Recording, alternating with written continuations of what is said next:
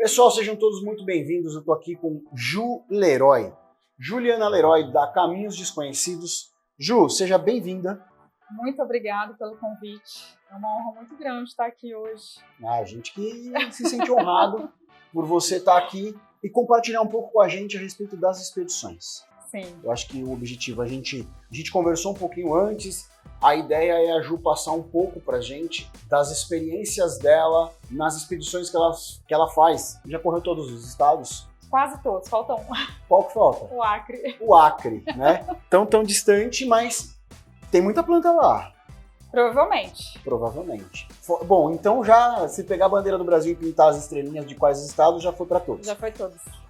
Qual o seu estado preferido? Olha, já me fizeram essa pergunta várias vezes, de ontem pra hoje, não sei. Você é de Minas? Sou de Minas. É de Minas, morou... Morei muitos anos em Natal, no Rio Grande do Norte, agora eu tô de volta em Minas. E aí agora... Mas Minas não é o seu estado favorito? Então, aí se for em questões de plantas, aí é difícil, entendeu? Balança muitos outros estados. Entendi. Aí. Mas toda a sua família é de Minas? Todo mundo é de Minas. E falando em expedição, meio de mato, gente, você que tá em casa aí assistindo a gente, vocês não fazem ideia de como que é, muitas vezes, campo. E eu queria fazer essa pergunta pra você. Por exemplo, sua família tá em Minas. Em Minas. Mãe, pai, Isso. família. Família. Certo? Tios. Como é que eles ficam quando você vai pro meio do mato? Então, a princípio, ficavam assim muito preocupados, né? Mas foi um início que, na verdade, eu nem ficava dando muito, não ficava falando muito assim, vou fazer uma coleta, tudo bem. Mas não contava exatamente onde que eu ia, o que eu ia fazer. Não dava muitos detalhes, porque eu sabia ali que era uma preocupação desnecessária ali naquele momento. Então eu tentava dar, mas eu já fiz expedições assim que, tipo, eu avisei meu irmão, meu filho, sabe? Mas ninguém, todo mundo... Sim. E assim, quando a gente está em expedição, a gente tem um controle ali de... que a gente manda a localização para algum familiar, então todo dia ele vai receber a nossa localização, pela manhã e pela noite, vai saber um pouco do trajeto. Quando você falou localização, é o WhatsApp? É, o WhatsApp, a gente manda o localizador. Não é aquele que o Não. pessoal que vai pro Atacama de moto usa, Não. ou os andarilhos usam um rastreador GPS. A gente precisa de conexão para poder estar mandando a localização. Tá. E a ordem passou 24 horas, sem contato, chama a polícia. Justo. E quando você fala perigos do campo, quais perigos você já encontrou assim? O meu maior medo é gente. Verdade. Infelizmente, assim, a gente vai para áreas muito remotas, região que tem muito garimpo legal, né, extrativismo, tudo que você imaginar, né, de coisas, tráfico de drogas. Então, assim, é muito comum você encontrar com essas pessoas. Então, eu já encontrei em campo, por exemplo, com uma pessoa que tinha acabado um homicídio, tinha acabado de assassinar outra pessoa. E ele falou o quê? Tipo, não passa ali. Não, ele me cumprimentou, ok, tudo bem. Aí eu observei que a polícia estava próxima. Então, assim, na hora eu liguei o alerta, falei, aconteceu alguma coisa. E a gente estava fazendo uma coleta com universidade, então com várias pessoas ali que não estavam tão preparadas. Então, naquele momento ali, ele despediu, a pessoa despediu e foi embora de moto, e eu saí discretamente, fui lá e perguntei à polícia. Aí eles falaram, você viu uma pessoa com essas características, assim? Falei, acabei de falar com ele. Aí eu perguntei, me conta qual a gravidade. Ele acabou de assassinar uma pessoa. Aí eu, vamos embora agora. Justo. E com relação a... Você falou gente, né? Indígenas, garimpeiros, como você falou. Tem muito coletor de extrativismo, né? Extrativismo, gente, é tirar as coisas ilegalmente da natureza. É. Tem o sustentável, que e aí tem a galera o garimpo é uma atividade extrativista, contrabandistas de animais. Sim, de animais, muito mesmo. É uma coisa, assim, absurda, entendeu? Aves, eu acho que tá em primeiro lugar. Sim.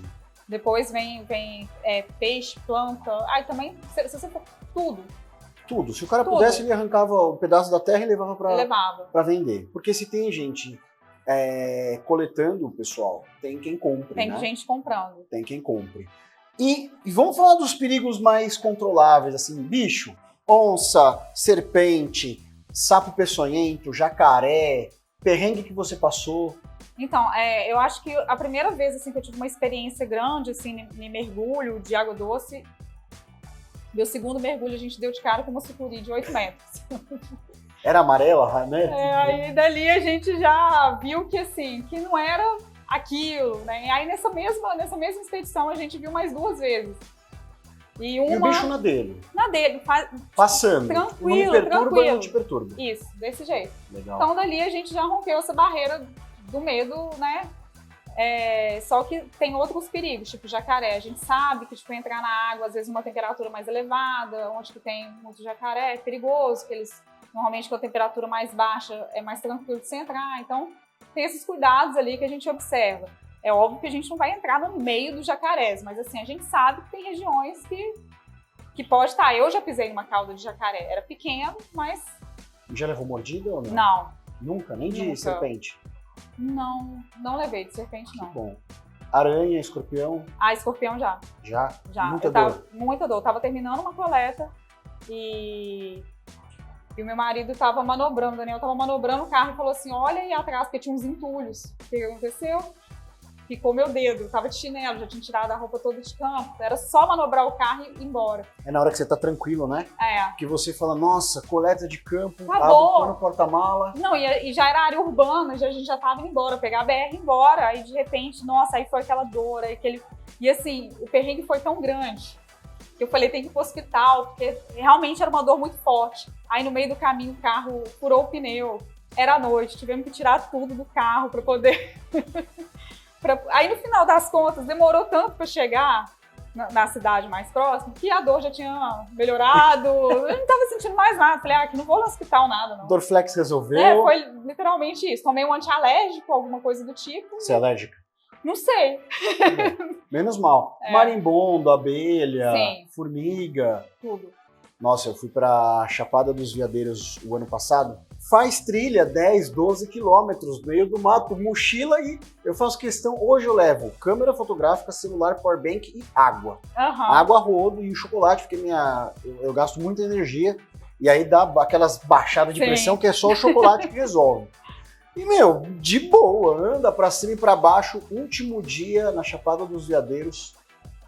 Pô, viajamos, pegamos uma cachoeira maravilhosa eu com a minha esposa, ela nem sabia que estava grávida ainda, e a gente tava lá, chegamos, estacionei o carro na garagem e falei para ela assim, Rafa, tira as coisas dentro do carro, parei perto do chalé, aí eu cruzei o estacionamento e vim andando descalço. As formigas de correção. Nossa! E é um corte, não é uma mordida, gente, é um corte. Meu pé sangrava.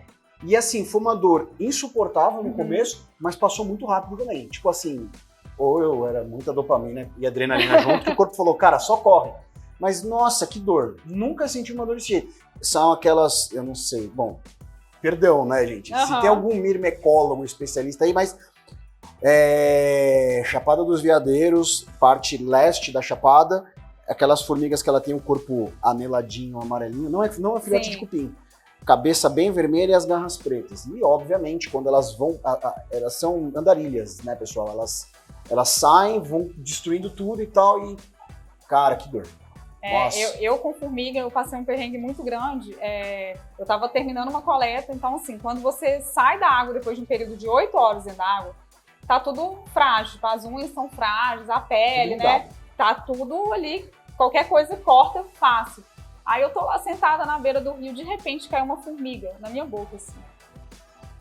Uma formiga minúscula, aquilo que você... Essa formiga fez um estrago. Eu tive que procurar, foi dando um buraco, e foi aumentando. Tem foto. Boa, diretor, vamos pôr essa foto aí da Ju com a boca mordida por essa formiga.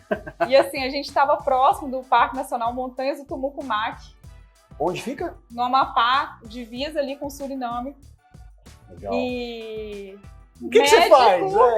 Recurso médico, eu falei, não vai ter. Suriname nem tem tanta cidade, né? As Guianas até tem, mas o Suriname é mais Não sei, eu conheço floresta. as Guianas, o Suriname ainda tá a lacuna ali no meio. Que doideira. E aí...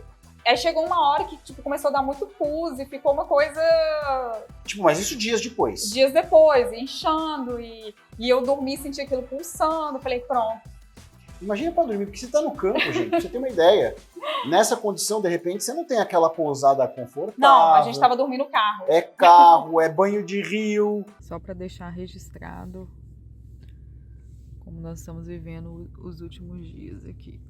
Não dá para ver bastante porque é dentro do carro. É carro, é algo desconfortável.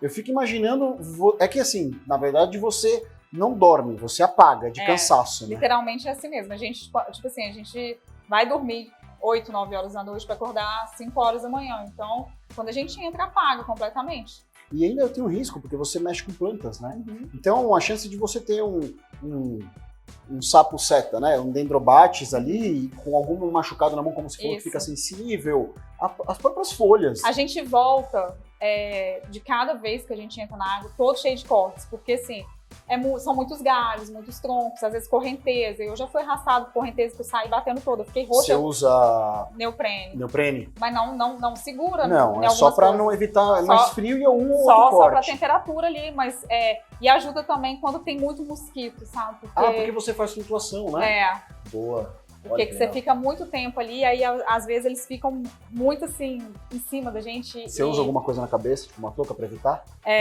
Boné. Porque eu coloco o boné pra trás e ele protege a nuca pra não queimar aqui, sabe? Legal. E aí nessa loucura ali de muita coisa acontece. Quando a gente vai ver, a gente tá todo arranhado. Tem vezes que a gente fala, gente, eu entrei num lugar que não tinha nada. Como que eu saí desse jeito? E você tem outros riscos, por exemplo, se você vai num rio e sangra num lugar que tem muita piranha, sabe? E a mulher ainda enfrenta outros perigos, tipo, né, no período menstrual ali. A gente tem que ter muito cuidado, dependendo do local que a gente vai. Então, até o projeto da expedição... Tem que ter a tabelinha. Tem que ter isso, entendeu? Que ninguém pensa, sabe? Mas Eu nunca pensei nisso. Mas é cansativo, é desgastante, é caro. Mas por que você continua fazendo isso? Não sei. Não sabe? Não sei, sabe? Eu, tipo assim, acho que é um amor pelas plantas que tem hora que eu brinco, né? Que até meu filho e meu marido falam que as plantas apareceram antes deles, né? Então... não tem explicação, sabe? Tipo assim, às vezes eu falo, vou largar tudo, não quero mais isso. Aí basta uma pessoa, um seguidor, mandar uma foto de uma planta, assim, que eu nunca vi, assim, acabou. Fica ali. Eu quero ir lá. Vem visitar. Vem. Aí eu desespero, sabe? E assim, eu acho que eu consegui melhorar tanto a minha técnica pra poder... ir até esses lugares também, assim, foi na escola da vida ali, né? Claro. Nenhuma universidade... Gente, você também é bióloga, né? Sou bióloga. A gente aprende na universidade a fazer zicata, que zicata é aquela planta prensada. Você tem que praticamente matar a planta. Você mata a planta, você retira a planta, precisa ter geralmente uma estrutura fértil. Quando não tem, tudo bem, mas você tira a planta por completo, raiz e tal, e você coloca. Só que na universidade... Você vai na praça, dá um pique aqui, pega uma pata de vaca, uma baúina, forficata, cortou, prensou no jornal bonitinho, tudo sequinho. Tudo lindo. Em campo, eu lembro que era assim, sacos de lixo preto, aquela bota galocha desconfortável que faz bolha e calo nos pés. Carregar a prensa. Então, na verdade, a gente criava uma basezinha, e coletava nos sacos plásticos, era fita crepe, a gente pegava um rolo que o estagiário, coitado, o braço dele ele ficava com os rolos, anota, número tal, quadrante tal, colocava, fazia, cortava, eu tenho um durex e 5 plantas, cara, sinto muito, não identificado, a gente anotava isso na coleta. Mas a universidade não prepara a gente para isso. E isso é uma coisa muito legal. Você já levou a universidade para fazer essas expedições? Eu fiz o mestrado e o doutorado e eu levava todo mundo do meu laboratório para campo. Você fez onde? Ali no Nordeste mesmo, assim, tipo no próprio Rio Grande do Norte, Paraíba. Não, mas a universidade? Não, na UFRN. Você fez no UFRN? Que é a Universidade Federal, isso, do Rio Grande do Norte. Eu fiz o mestrado em Ciências Florestais e o doutorado em Sistemática e Evolução. Sistemática e Evolução das espécies aquáticas? Não, é geral. Geral. Então, quem quiser trabalhar com qualquer grupo, seja vivo. E você foi pesquisar, e aí você usou as plantas de pano de fundo da base da pesquisa para evolução? Não, eu trabalhei com fungos micorrízicos arbusculares associados a raízes de macrófitas aquáticas. Vamos traduzir. Ela trabalhou com fungo que É um se fungo- expandia, igual não é o do bolor, né? Não, ele faz uma simbiose obrigatória com as plantas e assim, ele está presente na maioria das plantas terrestres. Só que a gente não tinha investigado a nível de planta aquática. Qual espécie que é o gênero, pelo menos? A calospora, A calospora, nunca ouvi falar. glomos, Mas são fungos que benéficos. né? Eles fazem uma associação onde o fungo fornece muitas vezes para a planta algo e a planta fornece Isso. produtos da fotossíntese. Isso mesmo. É água que ele fornece para a planta? Não, é compostos orgânicos da planta e o fungo ele viabiliza moléculas que são maiores para a raiz da planta às vezes absorver, tipo nitrogênio e fósforo. Ah, então ele funciona como se fosse uma bactéria fixadora. Tipo isso. Legal isso. É. Não tem nada falando de fungos no desenvolvimento de plantas. Talvez uma seleção, pegar ali umas cepas de fungo, qualquer indivíduo, Esporos. esporos Isso. deles, para tentar inocular. Inocular. São ideias futuras. Projetos para uma outra vida. Principalmente para tentar aumentar o crescimento da espécie, o tempo de crescimento da espécie, né? Porque se você disponibiliza, às vezes, nutrientes que às vezes as plantas não conseguem absorver ele tão rapidamente, né? Então, E Ju, você já percebeu assim, essa espécie sempre está junto dessa? sim, tem um padrão. Quais? Um padrão que eu sempre observei é ninféia, rabomba, maiaca. Tipo assim, você vê, por exemplo, a vegetação, você vê muita poácea, ciperácea na margem. Poácea, gente, grama. Grama. Grama. Grama. Grama. Ou melhor, mais falar, mato, né? Que é o Mato, mato. Capim, né? Então a gente vê assim, é uma descida. Assim. Você vê essa parte que são as plantas Você vê anfíbias. estratos. Estratos. As anfíbias, que são as plantas que estão fora d'água, mas elas toleram submersão no período da cheia. Você vê as emergentes, que as raízes, elas dependem já do solo mais encharcado. E você já começa a vir um extrato das flutuantes fixas. Ou seja, elas estão com as folhas flutuando, mas a raiz fixa. Igual ninféia. Lá embaixo. Lá 1 embaixo. metro, 2 metros de Às profundidade. vezes, mais. Mais. Mas tá fixa. Então, olha só que legal, gente. Por que eu tô perguntando isso pra Ju? Claro, né? Uhum. Existe... vamos lá, para você que está em casa assistindo a gente, ouvir falar sobre planta. Para você, às vezes, pode ser fácil chegar e comprar uma plantinha para o seu aquário. Mas, para algumas espécies de árvores, por que árvore? Porque jabuticabeira, pitanga, limão, laranja, milho, soja, né? Não são árvores, mas são herbáceas, são cultivares. Existe um interesse comercial. Sim. Então eles têm essa situação de uma favorecer o desenvolvimento da outra. Uhum. Se você for pesquisar em casa o termo disso, é uma alelopatia. Né? É uma alelopatia positiva, porque uma planta puxa a outra. E existia, eu lembro na época, lá em 2012, 12 anos atrás, quando eu estava estudando isso, a gente tinha alguns grupos pesquisando em mata ciliar, que é aquela mata, gente, que fica na beira do rio, que os caras querem reduzir de 50 para 20, de 20 para menos que 20, mas é importante, não vamos entrar nessa discussão política, não cabe a nós nesse momento. E aí, assim, algumas espécies liberavam pelas raízes alguns compostos onde você tinha apenas algumas outras espécies juntas. Uhum. E aí tem toda uma história, gente, de sucessão ecológica, de uma que cresce rápido, ela cresceu rápido, ela faz sombra para que vem embaixo crescendo devagar, aí a secundária vem ali, aí formou ali uma copa enorme, uma árvore que vai ficar anos, e aí vai as outras crescendo. Então, tinha muito disso. Eu tenho certeza, mas não tenho como provar. Por quê? De forma empírica. Eu tenho esse olhar para a planta aquática, de verdade, fazem 2 anos para cá.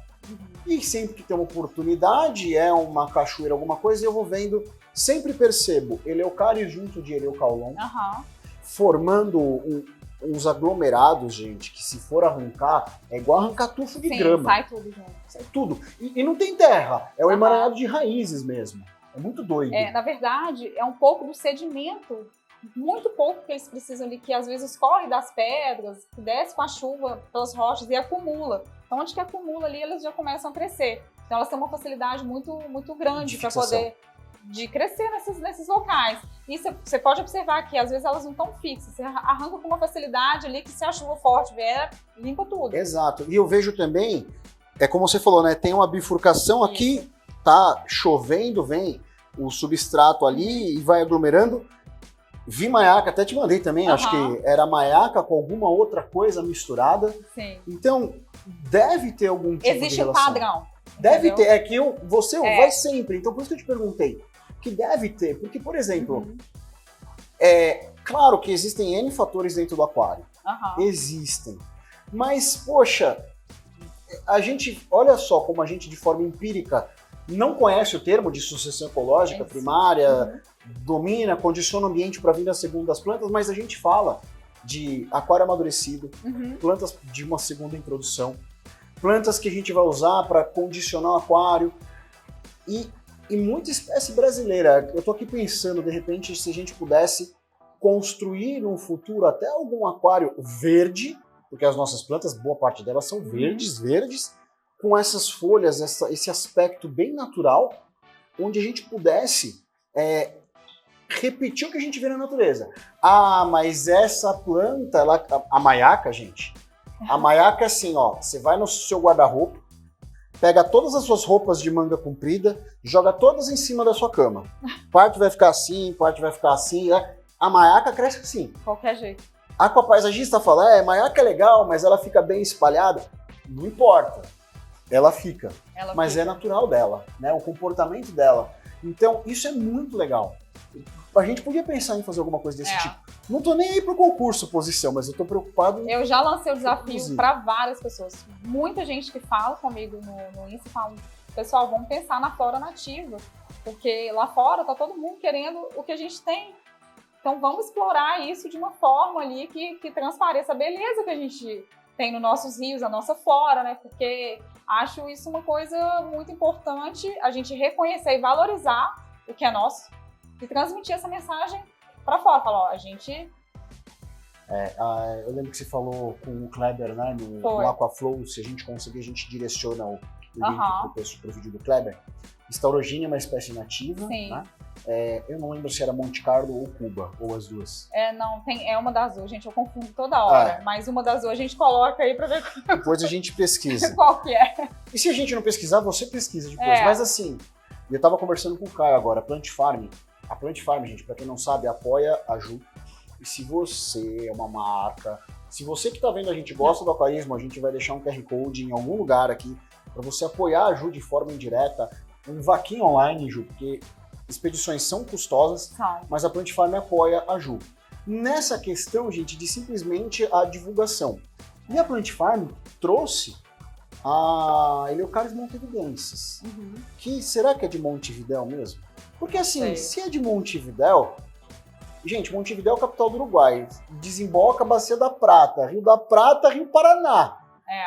A chance de ser uma planta brasileira de ocorrer também no Brasil é muito grande. Exato, porque isso é uma coisa muito comum, muito comum gente. De acontecer.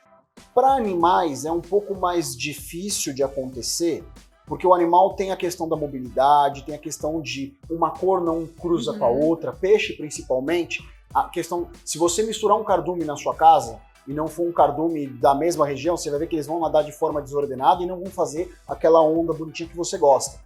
Então eles têm esse isolamento, mas planta, alguém crava, essa planta é da margem direita do rio esquerdo que desce no quilômetro tal, é muito difícil. Mas tem. Mas é mais difícil do que... Elas têm uma distribuição, a gente está falando de planta de água, né? No país que tem um dos maiores recursos hídricos do mundo, se não o maior. É o maior. A gente está falando de bacia do Amazonas, que literalmente pega sei lá quantos estados. Não é possível que a planta que cresceu aqui, ela vai parar em algum lugar, né? Muito legal isso, Ju. E assim, não vale as equinodoros, tá? Equinodoros ou echinodoros? Equinodoros. CH com som de quê? Beleza, então Eleocaris é Eleocaris e não Eleocharis. Amém. Eu sabia que a gente ia falar isso. Tá, tirando as equinodoros, planta preferida? Difícil, né? Chuta uma. É igual animal com uma planta que eu gosto muito, Hydrotrix gardneri. Hydrotrix gardneri. Você tem foto dela? Tem. A gente vai pôr foto dela aí, diretor. Foto 3, talvez. Porque... É uma planta endêmica, né, que só ocorre na Caatinga. Só ocorre na Caatinga, mas ocorre em vários lugares da Caatinga. Vários locais. Legal. O que mais além dela? Assim, samambaia. Samambaia, deixa eu pensar. O problema é que eu gosto de uma, mas eu não sei nem o nome dela, entendeu? Ainda, né? Tá em processo de identificação. Talvez uma tricomanes. Essa planta foi coletada a 4 metros de 4 metros de profundidade? profundidade. Lembra muito um Volbix E vem luz em 4 metros de profundidade no rio? no Rio. Caraca. E assim, como é que o pessoal faz para identificar pteridófilos? Especialista. Tem que mandar para alguém especialista daquilo ali. A gente tem no país o Flora Brasiliensis, né? Que é um conjunto. Gente, é a enciclopédia Folha com 1000 volumes só de nome de planta. De uma galera que há muito tempo atrás fez. Dá para usar de referência ou falta muita coisa? Ainda para planta aquática, falta atualizar muita coisa. Tem muitas plantas que são consideradas lá plantas terrestres, mas na verdade faltou informação que ela ocorre submersa. Porque a maioria das pessoas que trabalham às vezes com um grupo, ela vai lá e coleta o que está ali, às vezes próximo à margem.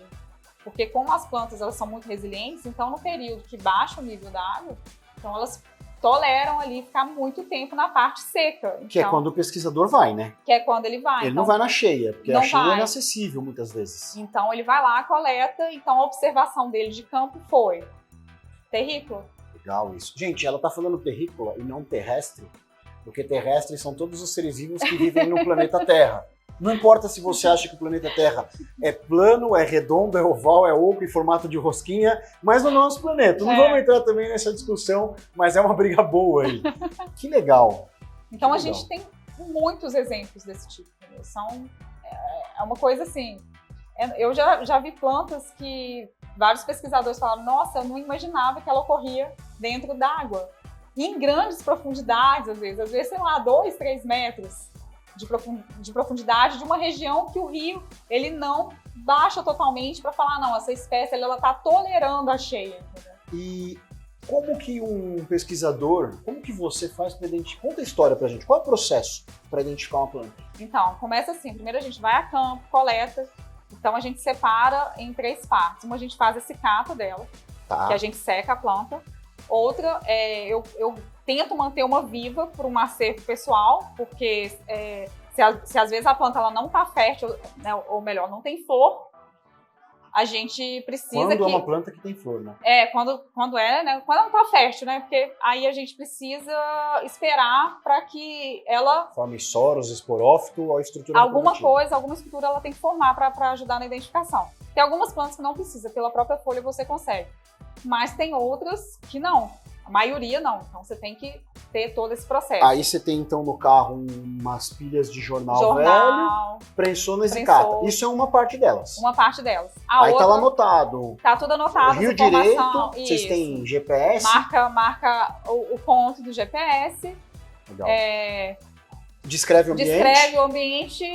Hoje a gente usa muito drone para poder caracterizar, que isso ajuda muito. Legal. E depois disso a gente pega a planta viva, tenta fazer com que ela chegue viva. Como que você mantém ela viva do ambiente? Então a gente coloca num saco plástico e vai trocando a água ali, tenta... Você mantém na água? Uma lâmina d'água. Lâmina d'água. Lâmina d'água. E tenta que ela pegue luz solar ali por um dia, fazer sabe? Fotossíntese. Mas nem sempre dá certo. Sem água você já tentou?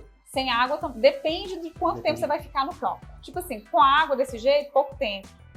Quando é muito tempo, aí é complicado, entendeu? Levar umas sementeiras pro campo, umas caixas Sanremo com umas colmeiazinha, plantinha, plaqueta, com lá. E a gente tem uma outra, ainda tem uma terceira fase, que é coletar esse material para poder fazer a análise do DNA, né? Para fazer a molecular. Então a gente coleta, alguns grupos precisam dar flor seca em sílica, e pegar partes tipo de folha, caule, essas coisas e colocar na sílica para fazer... Mantém a estrutura? Ele desidrata. Ele liofiliza, igual as rações que a gente vê, ou ele Não, faz... ele só desidrata a ponto de você conseguir fazer a extração do DNA, entendeu? Que doido isso. Porque quando você seca, né, o risco de fungar ali é muito grande, tudo, então são outros riscos. Então quando você seca... Você secou também, além de combater a planta não apodrecer, bactéria do solo e tudo mais acontecendo, depois de você desidratar e fazer zicata, corre o risco de vir um besouro, cupim... Tudo, comer tudo. E uma coisa muito importante é você fotografar a espécie em campo, tudo que você conseguir observar, da zona de transição, se ela está fora da água, se ela está dentro, qualquer coisa, porque às vezes ali, por exemplo, uma cicata, a flor vai perder a sua cor, né? Então, você pegar ali a cor exata que foi observar, então são todos esses detalhes. Aí depois disso, a gente chega em casa e vai analisar o material. Analisando o material, a gente vai para a chave de identificação. Ju, só uma coisa. É uma semana em campo, 6 meses analisando o material, né? Não, às vezes mais. Eu tenho material de 2019 que eu não consegui identificar até hoje. Tem material de 2012 que deve estar lá. CF, confirma. E vida que segue. Isso é importante. Afines. A minha parte eu fiz, toma, né? E você tá falando, eu lembro que da faculdade, o pessoal fez uma coleta na Serra da Canastra. Era Eriocaulon, hoje eu sei que era uma Eriocaulace, na verdade, a sempre viva. Era Pepalanthus o gênero. Gente, pesquisa aí Pepalanthus, diretor, a gente vai pôr uma foto da internet da sempre viva, o chuveirinho, que você não conhece, mas sua mãe conhece, porque ela compra cacto, que o pessoal pega as flores de Eriocaulon ou do Pepalanthus, tinge e espeta no cacto e fala, nossa, florzinha. Mas enfim, a gente abriu esse cata, era só o pó e as marcas da costura e a etiqueta. Que o cupim devorou. Não, sabe qual foi o maior perrengue que eu passei com esse cato? Eu fiquei coletando 2014, 15, 16, 17, 18, 19. Nossa.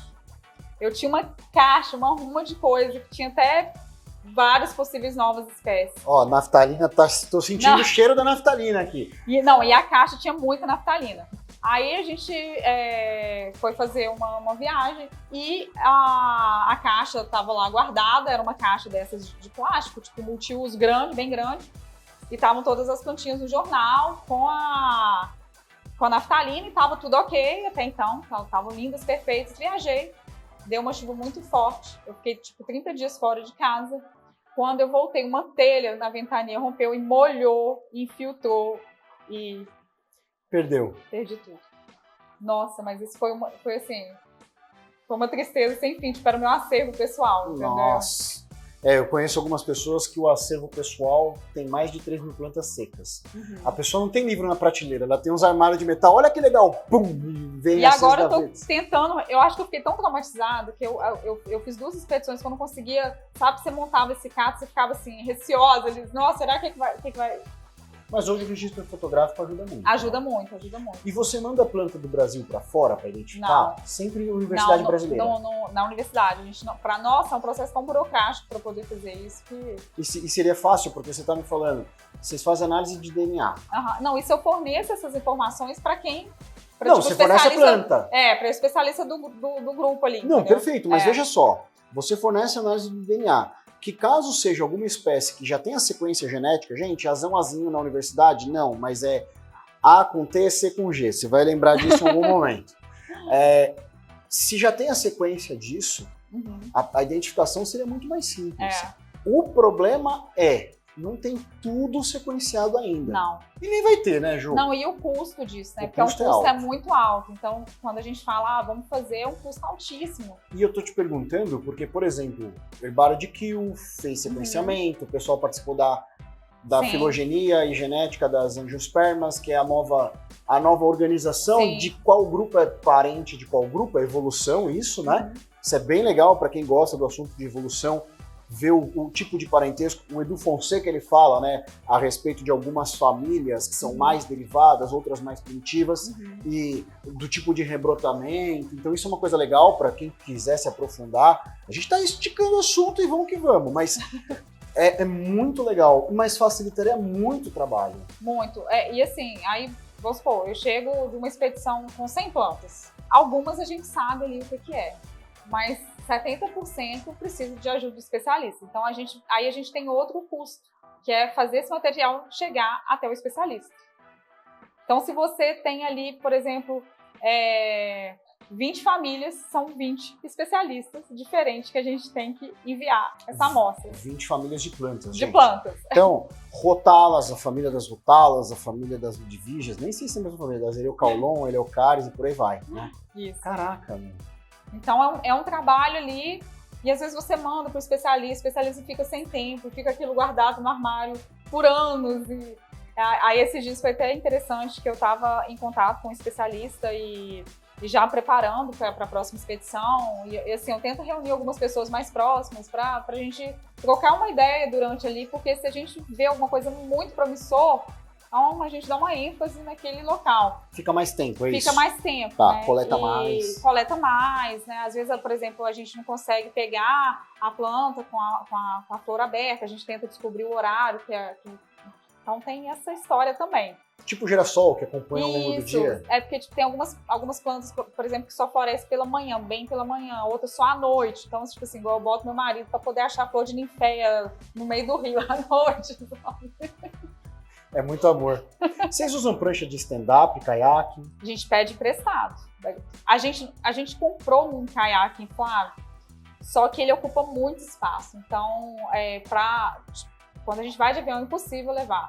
E o carro agora é tanta coisa que tem que levar que ele vai ficar de fora. Então, alguns locais a gente chega, a gente conversa, a gente tenta de graça, né? Porque não dá para ficar pagando tudo. Então, porque o cara cobra por hora. Isso Quando tem, né? Quando tem. A gente já deu muita sorte. Vários locais, a gente chegou, o pessoal disponibilizou o caiaque por quantos dias, o tanto que quisesse. Tipo assim, esse aqui é o seu. Fica aí, disponível. Esse aqui eu não vou alugar, não vou emprestar, não vou fazer nada. Esse aqui é o seu. Então, muita gente apoia, mas muita gente não deixa a gente nem chegar perto da propriedade da pessoa, entendeu? Porque a gente sabe que tem coisa errada. Isso é uma coisa que infelizmente tem, né? Às vezes o cara não tem uma reserva legal, ou ele não tem, ou ele tem algo legal ilegal na reserva legal.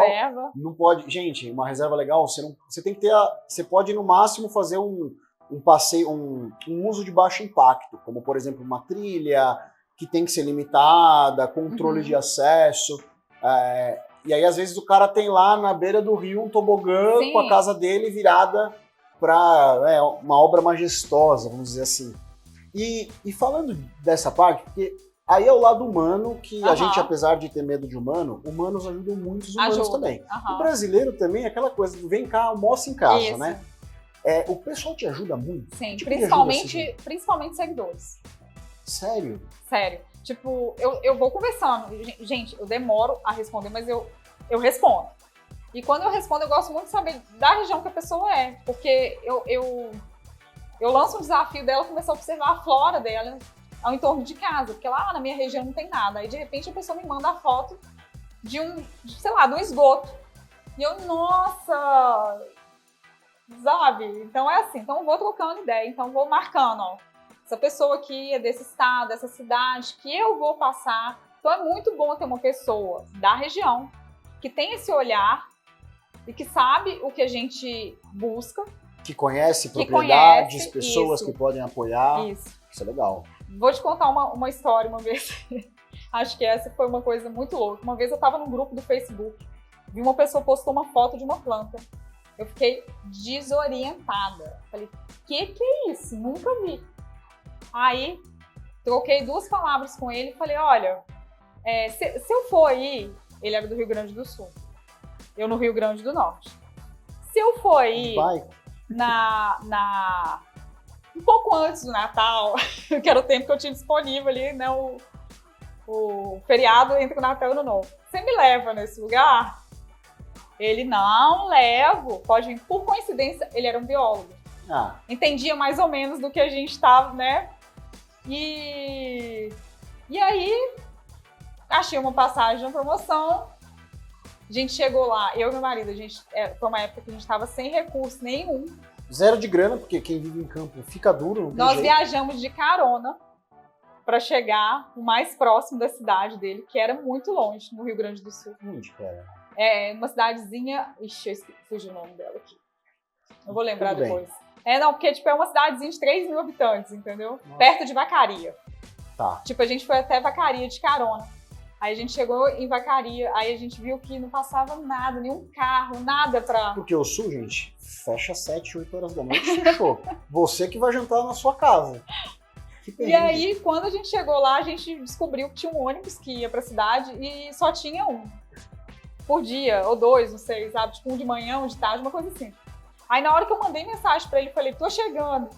Eu só tinha feito o primeiro contato. O dia que eu comprei as passagens, falei, eu consegui comprar as passagens. E depois eu avisei a mensagem pra ele, 2 horas antes, tô chegando. Aí ele, onde você tá? Eu falei, tô no ônibus. Aí ele entendeu que eu tava realmente no ônibus, porque era o único ônibus que tinha pra cidade dele. Aí quando eu cheguei lá, tipo, acho que tinha um hotel só. E era uma época, assim, que ninguém ia pra lá, não é uma cidade turística. Aí eu tentei ali, né, entrar dentro do hotel, não tinha ninguém, aquela coisa toda. Aí por fim ele falou, não, ele não me conhecia, eu não conhecia ele, vem dormir na minha casa. Pronto. Aí fomos pra lá. E aí foi muito legal, porque, tipo, a propriedade dos familiares, ele tinha muita coisa bacana, mas assim, ele não soube que parte da história, assim, né, que a gente acabou fazendo no Rio Grande do Sul, Uruguai, vocês esticaram dali. Esticamos, uma parte de Santa Catarina e o Paraná todo de carona. Caraca. E dormindo em casa de seguidores, de pessoas que a gente já conheceu na estrada. E isso é muito doido, né? Porque... Então, assim, ninguém viu os bastidores. Ninguém vê os bastidores, mas essa coisa é muito legal. A gente tava no Riff Day ontem, né? Ah, fulano! Aí você olha assim, né? Oi! Eu te sigo e vejo os seus vídeos e fala, legal! Mas quem é você? Aí a gente tava até brincando com o Oscar Fish, né? Porque o Oscar Fish é o Oscar, a foto dele, põe aí o link da página dele, diretor. E a gente não conhece a cara. É muito estranho. E gente, é estranho. Eu não sei ainda como lidar, não é questão de, é famoso, não. Mas é que as pessoas abordam a gente e eu fico meio assim, porque eu queria dar esse carinho, mas eu não sei quem que é. É estranho, é muito estranho. Então parece que a pessoa tem muita intimidade com você, mas você não tem tanta intimidade com ela. E só um parênteses sobre isso, finalizando a história da formiga, acabou que eu achei uma UPA, tipo, no meio do nada. Aí falei, não vai ter médico. Tava deserto. Não tinha ninguém. Aí eu entrei na UPA, tinha 2 médicos, só na UPA. Aí eu, nossa, que maravilha. O médico era meu seguidor. Ele sabia dos meus vídeos. Ju, vem cá, toma esse... Foi literalmente assim. Que legal, Ju. Ju, sensacional. Acho que o papo é bom, tem muita resenha pra gente fazer. Mas é só mais uma parte das expedições, um pedacinho de história, porque tá há mais de 10 anos na estrada, coletando material, coletando amostras. É muita coisa que pode acontecer. Meu, queria te agradecer demais. E falar pra você que tá assistindo a gente. Vai ter mais um videozinho rápido da Ju, falando das experiências dela no Amazonas e falar dessa expedição, porque agora você vai pro Amazonas, vai ficar 40 dias lá. Na verdade eu vou cortar o Cerrado, na transição depois do Cerrado pra Amazônia. Não conta não, o pessoal assiste o próximo vídeo. Certo. Então, gente, queria agradecer demais vocês por verem esse nosso vídeo. Não dava para deixar passar essa oportunidade. A gente tá aqui, hoje o dia foi longo, final de semana. Nós estamos no pós-Riff Day, que foi um evento sensacional. Pessoas incríveis, um movimento gigante pro aquarismo, mas queria agradecer demais ao pessoal, você que tá em casa assistindo a gente. Ju, você... e convidar o pessoal para assistir o nosso próximo vídeo. Sim, eu que agradeço. É isso aí, gente. Se você quer apoiar a Ju, tá aqui embaixo o QR Code do Pix dela. Se você tem alguma empresa que quer camping, outdoor, qualquer coisa, aventura, ajuda. E se de repente, gente, você tem um GPS, alguma máquina, alguma coisa, prova d'água, que você não usa, que a gente sabe que, né, às vezes a gente compra coisa e não usa, não sabe o que fazer com aquilo, doa pra Ju.